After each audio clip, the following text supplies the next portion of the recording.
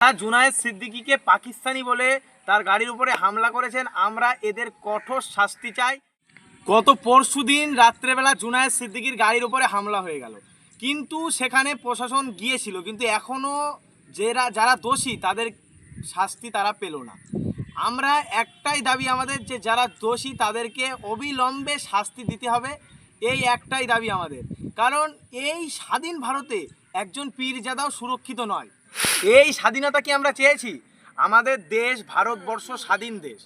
এই দেশে একজন ফুরফুরা শরীফের পীরজাদা তিনি স্বাধীন নয়।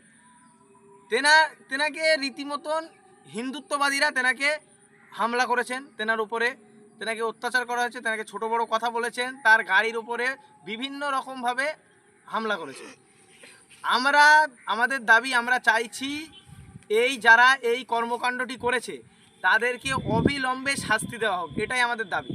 যে সীতাপুর গ্রামে পীরজাদা জুনায়েদ সিদ্দিকীর প্রোগ্রাম ছিল, যখন ফুরফুরা শরীফের পীরজাদাদের কোনো জায়গায় প্রোগ্রাম থাকে তো সেখানে মাইকিং করা হয়, চারিদিকে অনেক রকম একটু অ্যানাউন্স করা হয়, চারিদিকে প্রচার করা হয়।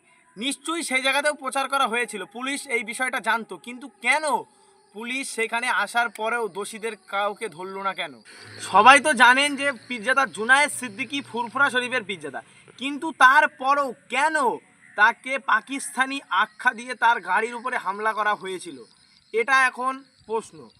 কারণ আমাদের দেশে এরকম ঘটনা ঘটতেই চলেছে, কোনো দিন সাধারণ মানুষের সঙ্গে ঘটছে, কখনো এবার দেখা যাচ্ছে পীরজাদার সঙ্গে ঘটে গেছে এরকম একটা ভয়ঙ্কর ঘৃণাজনক দৃশ্য। জুনায়েদ সিদ্দিকী যে একজন ভারতীয় সেই সব প্রমাণপত্র এই পেপারের মধ্যে দেওয়া আছে, পড়ে নিতে পারেন।